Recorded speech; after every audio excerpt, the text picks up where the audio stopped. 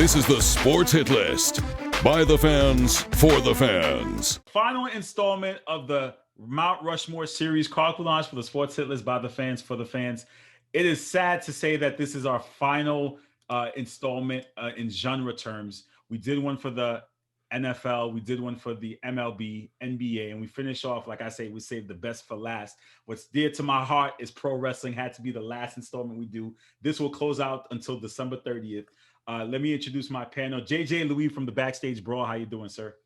I'm doing fantastic, Carl. How you doing? Good. We have Matt Williams from the Geek Nation. Geek, how you doing, sir? Doing well. Thank you for having me again. I said it right this time. You said it right. You said Geek Nation. You got it. Let's go. We got TK the Tank Tom Kenny. He's not talking baseball. He's not talking football, but he is talking pro wrestling. How you doing, sir? Great, Carl. Thanks for having me, man. And we have Zach the Outlaw Droll. How you doing, sir?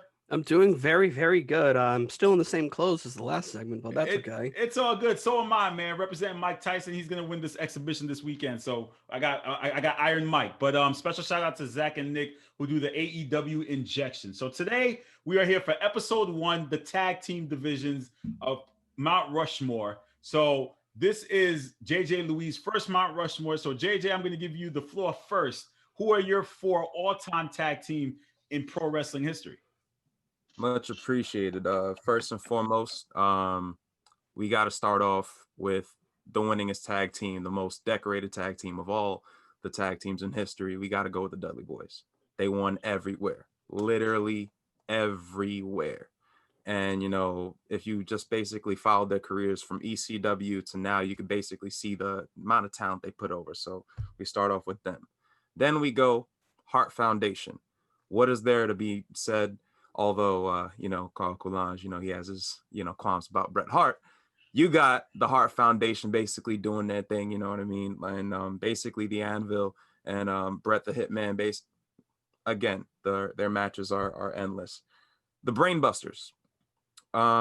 Unfortunately, we can't pick, the groups, we can't pick the 4 horsemen or anything of that nature. But the Brainbusters, when you talk about talents who, like you fast forward to now, you look at, the Revival, AKA, FTR, you look at those different tag teams that are bringing in the old school dynamic, the breaking half of the ring down to basically work on a wounded opponent. That's basically what you see there. And last but not least, there's a little bias from me, but if you want to go for tag team wrestling now and you see like all these hardcore matches and things of that nature, a lot of people will go to the winningest tag teams and they'll probably go the popular opinion, Edge and Christian. I'm a big Jeff Hardy guy. I'm a big Matt Hardy guy. I'm going the Hardys. Every single TLC moment that from TLC 1, and they were in TLC 4. So you could go all the way down and chart their rise and even beyond when Jeff Hardy came back. So I got to go those 4, ending off with the Hardys. Okay, so JJ goes Dudley Boys, Hart Foundation, Brainbusters, and the Hardy Boys. Listen, I'm a big Bret Hart fan. I just had to do it for the cult. Just had to do it for sure. Hey, man. Listen, I love the Hart Foundation. Just throwing that out there as a caveat. Hey, listen. I'm throwing it out there as a caveat. Don't break kayfabe. Exactly. Come on. Our foundation way better than 2 Jews with attitude. Yeah, so in transitioning, great shirt by the way, Matt. I have one too, just like that. Thank you. TK the Tank, you're up next. You're on the clock. Who cracks your list? All right. So my number 4 here to start off is a newer tag team, that's still pretty much active today, but I put the New Day on there. I think that should work with Freebird rules. I'm not sure. I know I'm kind of stretching it here because those are 3 guys, but that's what I originally had on, so I'm going to keep them on. I'm not going to switch last second. They've won countless tag teams within the WWE. They've won, I think, a total of 8 or 9 overall. If you count the switching from SmackDown to Raw, I think it would be 10. But they came in 2014, and they came in really a gimmick that didn't really work and a gimmick that kind of got pushed down and fans didn't like, but they worked their way up from that, got over, became the longest reigning tag champs of all time in WWE with over a 500-day reign. They won the WWE title. Kofi Kingston won the WWE title, but that team elevated him to do that in 2019. So really, they really took themselves from just mid-card talent to Hall of Famers through this tag team. They're still wrestling now, but they're number 4 on my list pretty much only because they're still wrestling now. Number 3 for me is the Rock and Roll Express. When you look at how to sell as a babyface in peril, you look at Ricky Morton. Ricky Morton could sell that role better than anyone else. JJ talked about locking off half the ring. Well, the man who was getting injured and the man who was locked off was Ricky Morton. And he was able to sell that so well. The Rock and Roll Express had a long storied career through the 80s, 90s, and they're still kind of really going today if you watch AEW, because that's, all old men wrestling. But moving on, number 2, I'm going to go with the Hardy Boys, Matt Hardy, Jeff Hardy. What can be said about them? They just raise the stakes so much that they just can't be met by anyone else. You look at the TLC matches versus Edge and Christian and the Dudley Boys, and the things they were doing in those matches are absolutely insane. Made them all superstars, made them all Hall of Famers. But Edge spearing Jeff Hardy off the ladder, off when he was holding the titles. Jeff Hardy doing the Swanton Bomb, and you look at other matches they had. One of my favorites, for example, Royal Rumble 2000 versus the Dudley Boys. That tables match really set the stage for those ladder matches to come. And that brings me to my number 1 team, which if you just watched a couple days ago, I guess now, on the live Sports Hit List, my best tag team overall, I said was the Dudley Boys. Devon and Bubba Ray get the tables. Just classic stuff with that 3D putting through the tables, and basically, you have Bully Ray win a World Heavyweight Championship, so he was able to elevate himself and elevate Devon through the success of their tag team. So for me, the number 1 and best tag team is the Dudley Boys. Okay, so TK goes with the Dudley Boys, Hardys, Rock and Roll Express, and the New Day. Matt, you're on the clock, sir. Who cracks your list? I'm going to start my time by shouting out TK. I love working with TK. Brilliant man. So I am going to start with my favorite team, and I'm not going to go in any particular order, 1 through 4. My favorite tag team of all time, the brothers, Matt and Jeff Hardy, the Hardy Boys. No more can be said about those TLC matches. I'm going to say my appreciation for them, and I was an Edge and Christian fan, and I flipped during the Terry Invitational Tournament. I flipped from Edge and Christian to the Hardy Boys. That 5-match tournament ending with that ladder match for that bag of money turned me into a Hardy Boys fan. They were still the new brood at that point, and that ladder match changed tag team wrestling from, that was 2001, I think, or 2002. That changed tag team wrestling in that match, and the Hardy Boys came out on top. Redefined tag team wrestling after that. You've got no Young Bucks. You've got no Motor Machine Guns without that match happening. Number 2, I'm going to go old school. Again, I'm going to echo TK here with the Rock and Roll Express. I was really debating between them and the Midnight Express, but the Rock and Roll Express, their longevity, the fact that they were babyface workers and great heel workers, and the fact that they are 60-something years old, and these dudes can still go. I mean, I think last year they were still doing suicide dives. Like, these men are phenomenal. Ugly old dudes, but they're phenomenal. Number 3, this was a tough one for me. I had to go with the New Age Outlaws. 2 guys everyone gave up on, including myself, and when they came together, they were cutting great television promos, working great matches with Foley and Funk, and they took over that tag team division and had a lock on those tag belts for years, went into Impact and had another great run, and came back in WWE and took those titles again and looked great after a 15-year absence. They're just a fantastic team. Most of it Billy Gunn, because he's one of the greatest tag team wrestlers, period, having so many partners and so many tag reigns. But the New Age Outlaws is number 3. And number 4, and I will say definitively, they are the best tag team in history. And that is not the Road Warriors, it's the Dudley Boys. And I can't exfoliate any more than John Lewis and TK already have.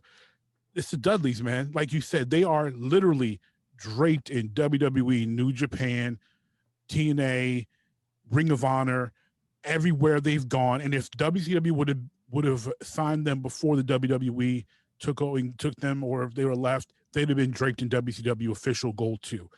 They epitomize tag team wrestling, and two dudes who do not look like they're anybody, two chubby guys who are not super athletes, not sexy dudes, worked great together, got over, great promos, great heels, good baby faces. It's the Dudley Boys by far, with managers, without managers. It's the Dudleys. Stacy Keibler, Joel Gertner, doesn't matter. Big Dick Dudley, doesn't matter. Devon, Bubba Ray, the Dudley Boys. Okay, so Matt goes with Hardy's, Rock and Roll Express. He goes the New Age Outlaws and the Dudley Boys. Matt, I do remember that match you were talking about, and as a historian, I believe it was the match of the Hardy Boys for the Invitational for Terry. It was 1999 No Mercy. That was 99. Yeah, okay. It was 99 No Mercy. I knew it was close to the turn of the century. But you're right though. That match basically shifted and began that era of tag team. Of we started seeing more ladder matches, and Edge and Christian and the Dudleys. Like that match started the entire era, because then after that match led to the Royal Rumble match between the Hardys and the table match. Good stuff. Zach, you're on the clock, sir. Who makes your list top 4 all time? So oddly enough, coming out of the segment that we did a couple of days ago from this point, the Young Bucks do not make my full list for the overall thing for Mount Rushmore. It's weird to say that. I know I discussed this with Carl before we started. He gave me a very weird look, but I signify how I view tag teams differently from a Mount Rushmore standpoint to the greatest of all time. The Mount Rushmore standpoint for me are the ones that have culturally defined tag team wrestling. So my list, and this is going to be a weird, so I'm going to go from my least to my top. So my least one is Miz and Morrison. And I'm not saying current Miz and Morrison.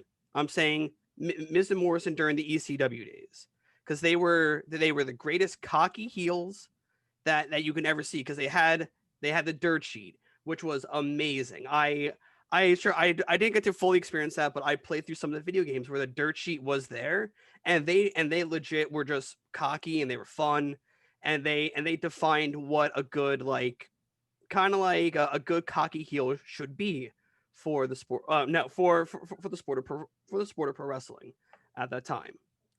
My next up on my list, going down, number 3 is Arn and Tully. Arn and Tully are probably one of the greatest hard-hitting tag teams of all time. They helped define the FTR right now, and pretty much FTR are the modern day Arn and Tully. You cannot deny that. Hell, Cash looks like Arn Anderson for Christ's sakes. It's unjarring. Number 2 are the Hardy Boys. The Hardy Boys have always held a special place in my heart ever since I watched that WrestleMania live when they came back. I was on the edge of my seat. I was like, wait, don't tell me the New Day is gonna just jump into this. And then you heard that guitar riff, and the place erupted.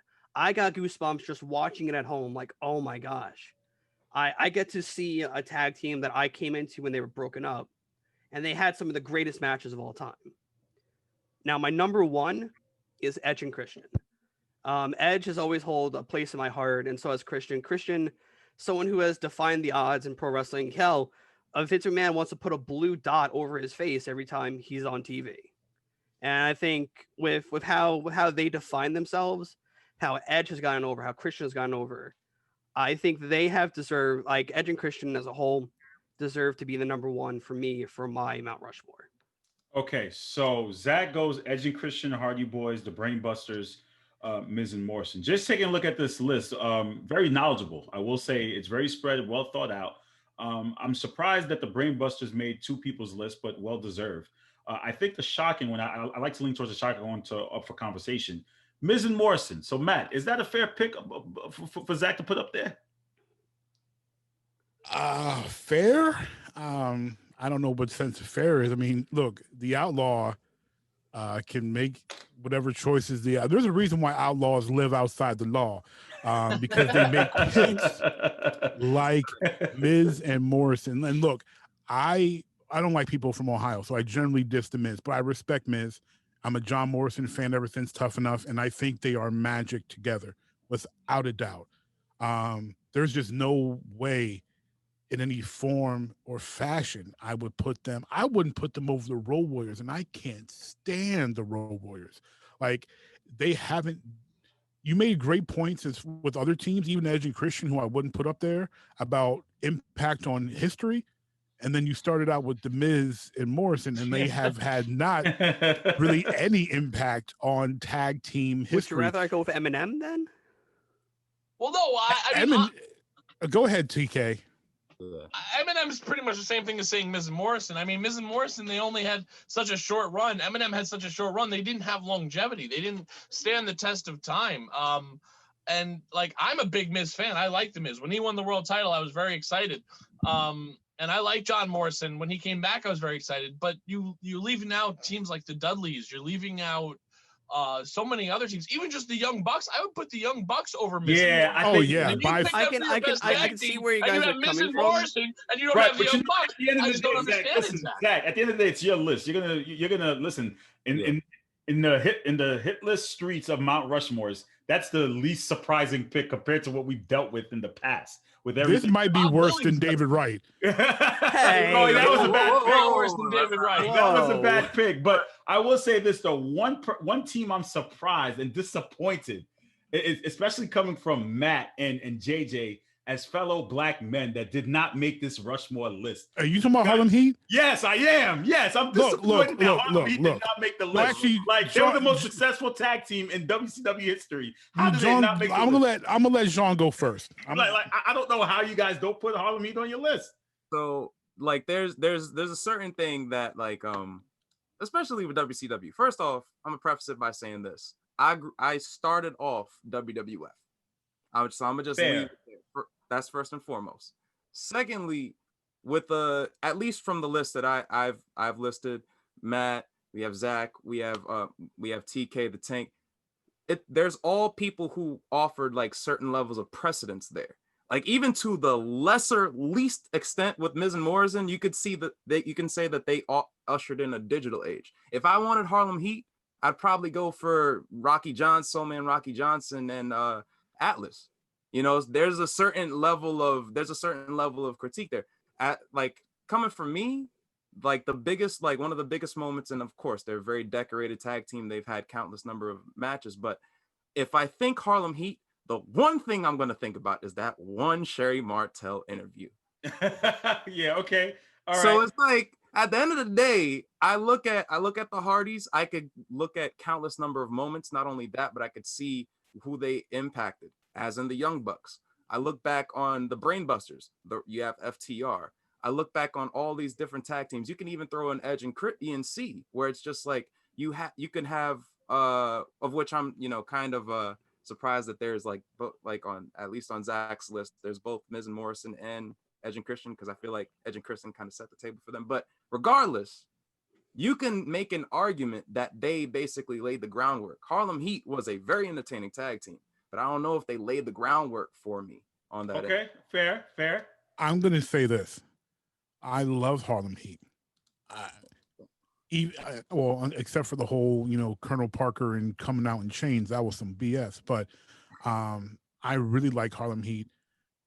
I'll tell you this: if Stevie Ray wouldn't have retired, if they would have had a 1 or 2 year run as Harlem Heat or just as a tag team in the WWE, because Vince had won the war, everyone now looked at WWE as this is the pinnacle. If you don't do it at the pinnacle, there's something there that just doesn't cross historical boundaries. You got to be able to do it at the top. They could have if Stevie Ray decided to stick around. Not adding that to their resume hurts them, in my opinion, when it comes to all-time greatness. Okay. They didn't do it there. And there was no reason why Stevie Ray couldn't have, and he probably would have made some money. And also they weren't the best workers. Booker was great. Stevie Ray was not the best muscle. And sometimes their matches were just, especially when they were against like Meng and Barb, it was clunky. ugly. It was Yeah, clunky. okay. The only other team there are so many other teams that could have been qualified. You look at Demolition, the Nasty Boys. I'm surprised Yeah. LOD didn't make anyone's list. And you get into more nitty gritty. I think LOD could make a case. Could someone make a case for LOD? And Most people say they're the GOAT. I say they're overhyped garbage, but that's just me. well, you know what, Matt? You have a different perspective, which I Time to get Mike respect. in here. You have a different perspective when it comes to pro wrestling because you don't like Austin, you don't like CM Punk, and you don't like LOD. I could go on and on and on and on, but I mean, your narratives are all set with that. But LOD, There's a scent of like heavily pushed sound. Now, LOD, I think, especially as it pertains to tag team wrestling, you always have that dynamic, right? Where there's either two smalls or one big, one small. Somebody has to look vulnerable. There was no way you can make LOD look vulnerable. That's why like it was hard in the mid 2000s when they try to replicate their success with like a whole bunch of like big tag teams on SmackDown, and then on Raw you had Kane and the Big Show. It was hard to replicate that. Like it's very hard to make like to relate to a tag team of that nature. But in regards to LOD, you know, they were pretty much at the peak of their powers. They were tag team Goldberg in a nutshell. So if you wanted to make a case for LOD, you can sit there and say, hey, they dominated the era. Their entrance was fire. You know what I mean? They were more or less like what to tag teams like it was what would happen if you mixed Goldberg and Ultimate Warrior, smashed them together in terms of entrance, pomp, and okay, all right. So Okay, that's where it ends because I don't like them at all. But don't disparage them by comparing their work to Goldberg and Warrior. No, I'm not. Please don't do that. TK, what's your point on that one? It's just simply the aura. It's simply Okay. the aura. I agree there. TK, what's your point on LOD?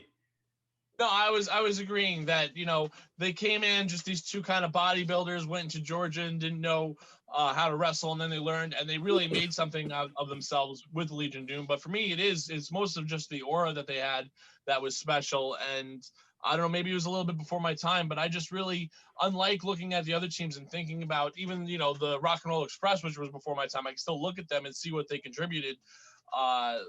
LOD they just didn't have enough to crack my top list. I think they're a little bit overrated. I agree with Matt.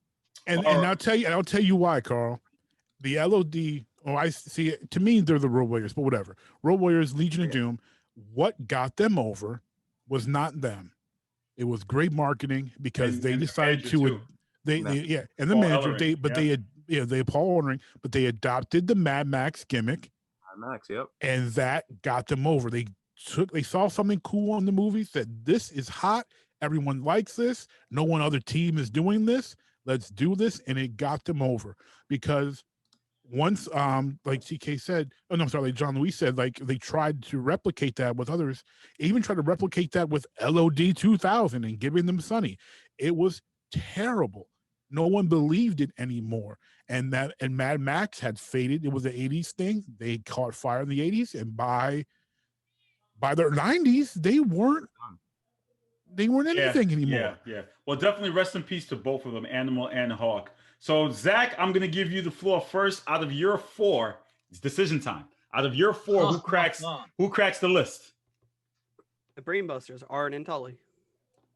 He goes Brainbusters. I can live with that. Matt? Oh, man. I feel like I know where TK is going to go, and I want to give him his just due. So I am going to make sure that my old school team gets the love that they deserve, and that's going to be the Rock and Roll Express, because I'm pretty sure Jean Louis or TK are going to say the Hardys or the Dudleys. Oh, I respect that. TK. Yeah, it's pretty spot on. I mean, I was on Sports Hit List talking about the greatest tag teams, and I said Dudley Boys were the greatest tag team, so I'm going to stick with that, and I'm going to pick the Dudley Boys. You can't go wrong.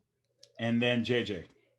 I do the backstage brawl alongside with my brother. We basically pretended we were tag teams for life, so I got to go with the Hardy Boys. It's no other way. So this is what we have as our final list. The Dudleys, the Brainbusters, the Hardys, and the Rock and Roll Express. Are we all satisfied? Yeah. I can live with that list. What? I mean, you know what's awesome? I really with that? can. You know what's awesome with that, right? You have brothers who from birth wanted to be wanted to be wrestlers. You have people who cut the ring. The sympathetic baby faces who are dying in the ring. then you have the hardcore element. Like you have everything you need, like all the elements, the recipes of a great tag team match in there. Okay. So All right. Yeah, I think this is a great Mount Rushmore. I totally agree. Okay, so to wrap it off, we have the Dudleys, the Brainbusters, the Hardys, and the Rock and Roll Express. So, gentlemen, thank you for beginning the Pro Wrestling Mount Rushmore. Up next in episode 2, we will feature the greatest match, top 4 matches all time. I believe we have Zach, Mike, Rick, and Ron on that one. If someone drops last minute, you guys please make sure you're on call because you never know with the hit list streets. I could call you last minute to fill in. So thank you so much. Please make sure you like, share, comment, subscribe to all of our content. Matt, you want to throw a shout out to your podcast? Yes, please give us a follow, like, listen, subscribe to the Breaking Ring Rust, which is our pro wrestling podcast. That's by Geek Nation, Jeek Nation. You can also listen to our pretty much everything sports and geek, the original Geek podcast. And JJ, you want to give a shout out to your stuff too? most definitely. Backstage Brawl, you already know. We basically starting out the podcast this year. We're on Instagram, Twitter, Facebook. Of course, we posted, you name it, we're on it. Every week we record on Sundays. On Mondays, those things pop up. So stay tuned, fellas. And Zach, to your movie podcast. Yes, you can follow the movie podcast called Box Office Losers. No, we don't talk about bad films. We just are called Box Office Losers. We cover any and everything that ever graced the silver screen and your TV screen. So yeah, give it a listen. And TK is exclusively Hitless branded, so right, he's under right us. here. Yeah, he is. He's under us. So I'm gonna start stealing them. I'm gonna start stealing TK for some content. Go for it, man. Listen, we're all a happy family when it comes to the podcast game, just helping each other grow. So why not? Again, please make sure you like, share, comment, subscribe, and make sure you check us out on Sundays at 12:15 for the NFL talk, NFL kickoff, and Wednesdays live, all on the Worldwide Sports Radio Network. Take care. Thanks for watching the Sports Hit List. Be sure to like, share, comment, and subscribe. In fact, do it now.